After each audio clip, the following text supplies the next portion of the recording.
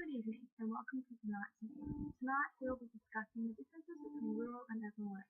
Is it really that different, or are people just getting paid more to do less? Find out tonight.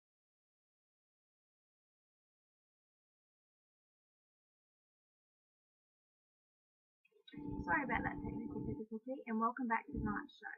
We're just about to start discussing the differences between rural and urban work. The nature of paramedic practice varies greatly across Australia.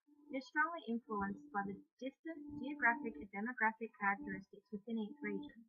Specifics such as distance, resource availability, and climate present very different challenges in equitability service delivered for rurally located ambulance stations.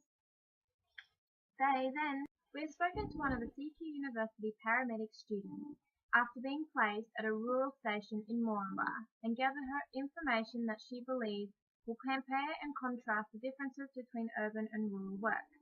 Many of you may not have heard of Moranbah, however, here is a little video presentation that has been put together to help describe the demographic, the population, and everything else that's needed to know about Moranbah. Central Queensland's Bowen Basin is one of the largest and most successful coal mining regions in the world, and the thriving town of Moranbah sits right in the middle of it. The area possesses the best quality coking coal on the planet, used to manufacture steel. With no shortage of supply and an ever-increasing global demand for it, Moranbah is set to continue being the prominent provider of coal for decades to come.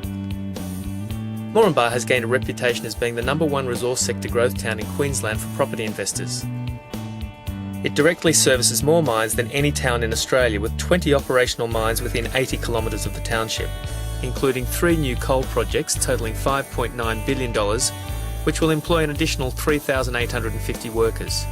Moranbah should see a 100% increase in coal production between 2013 and 2020, matched by a rapidly increasing population. There has also been increased infrastructure spending in Moranbah, which includes road, air transport and town square, with the airport having recently undergone a $47 million upgrade. Thank you, Sky.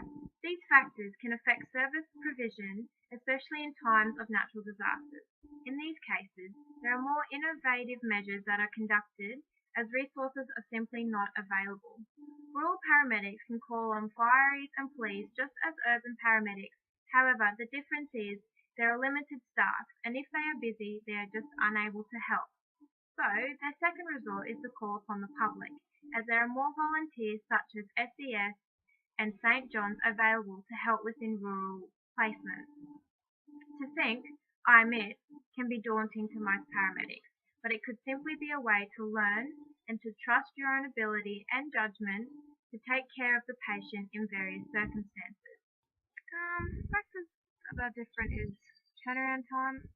It's not as busy, a lot more downtime, the station is more relaxed and there's more fatigue. However, as they work EA shifts, they've got a lot more days off, I guess. The hours are only 8 instead of 12, which I find really good, not as long days. One of the major factors was the geographical isolation. In Moranbah itself, it was the one-way road in and out, so travel time was 5 minutes or less. Moranbah is a mining town, so each mine is roughly about 45 minutes or more further out of the station, which is interesting driving through at night because there's so many mines and you just get so lost. The isolation of these cases can impact dramatically on the support out there, as if you don't have backup, you just have to rely on your own ability and what you've got at the time. You can call on employees and everything, but I guess if you need anything, you've always got your medical consult line. There's no ICP, so if you want a helicopter, it's hard to land out on the mines as it's all very rigid. There's very little flat area, so I guess you have to do some excavation at times.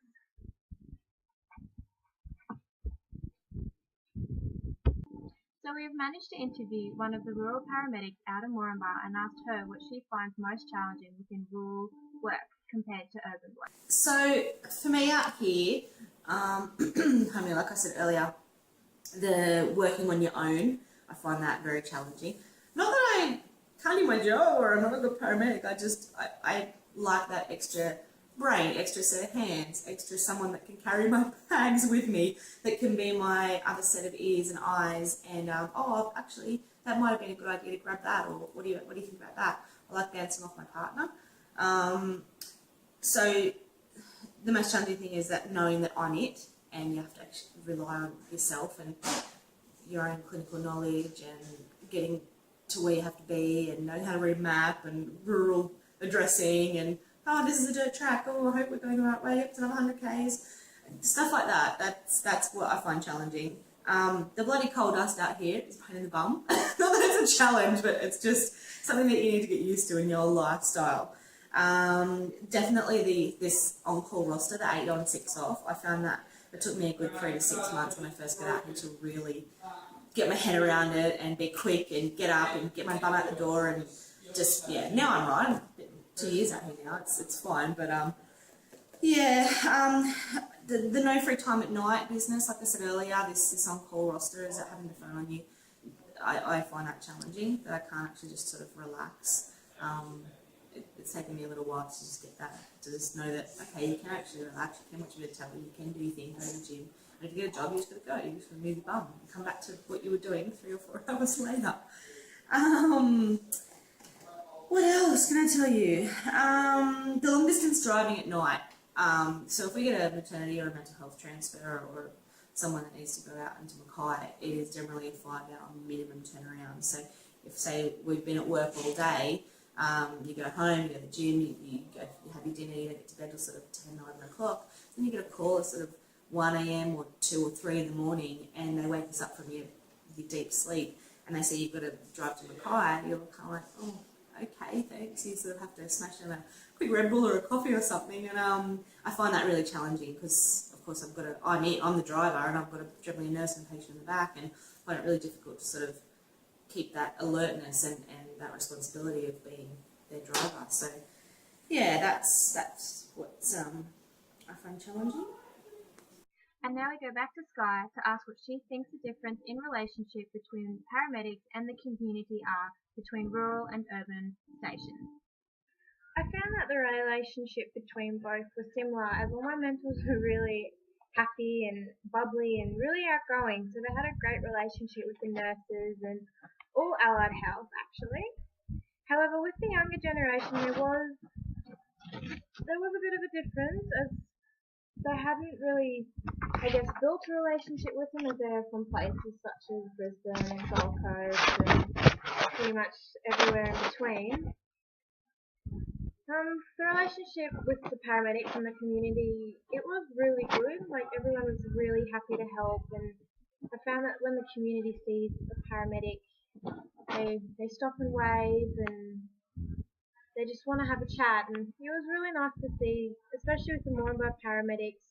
There was one guy, he takes his hat off to paramedics because they saved his wife, and he was more than happy to sit down with us and have a chat and just thank us again for what they had done, and it was really nice to see the rapport that they had built. When you are placed in a rural environment, you really need to know the capabilities of the local hospital in regards to what services they can provide. For example, the Moranbah Hospital doesn't have maternity, mental health, or ICU. The closest trauma centre is Mackay, some 2-hour drive away. There are no operating theatres here, and that has a direct impact not only on the trauma, but also in relation to complications during childbirth. The hospital does run a community health centre that does provide for alternate care of all women who attend and are advised to go to Mackay for the last couple of weeks of their pregnancy. The other challenges is related to distance, to either the patient distance or workplace and hospital or closest loading zone should the helicopter be near. You also have to consider what it is in the best interest of your patient. Do you drive someone with a spinal injury over uneven surfaces, or of which there are many, to the local hospital to wait for transport by air to Mackay, or in case of head injuries and spinal, Townsville? Or do you liaise with comms to get the air support you need? That goes for all trauma cases as well. In relation to the clinical application of treatment, you need to be aware of these times and the drug onset and duration times as well. What are the maximum doses of these pharmacological agents, and why you would consider giving more via the medical consult line, in particular pain relief. Be aware of the side effects of these drugs and the fact that the more you give of a narcotic, the more vigilant you need to be in identifying these side effects. In particular, respiratory depression. You always need to keep in mind the cost-benefit analysis of any treatment you instigate, and be aware of your provisional diagnosis isn't always definitive. In today's society, there will always be questions. Do paramedics give the same standard of care within rural as they do in urban? As I have been informed, that answer is yes. It doesn't matter where you are in Queensland, paramedics have a standard of care that is to be foreseen with each patient. It doesn't matter what station you are, how many people are in that community, or how many people work for that station, the standard of care will be the same for each case. With rural patients, there might be more of a connection, as paramedics know more of the population, as there is a closer net for community.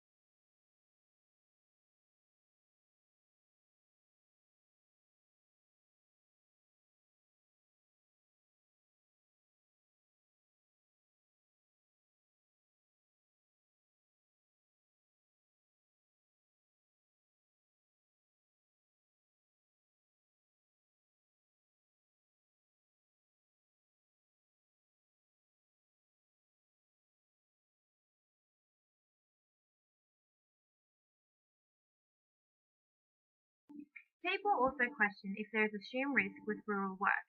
It shouldn't be asked. There is risks and hazards everywhere you go, whether it's out bush or in the city. It is what paramedics do with that risk that will ensure their safety of them, their partner, the patient, and people around. Paramedics should only go as far as what they perceive as safe when attending to a patient. It is important that they evaluate the situation first before continuing. Hence the D for danger in DRABC, where everyone is taught that D stands for danger within their first aid course. It is no different to paramedics. So that is all we have for tonight. I hope that gives you a better understanding of the rural and urban work that paramedics face each day. Thanks for listening and good night.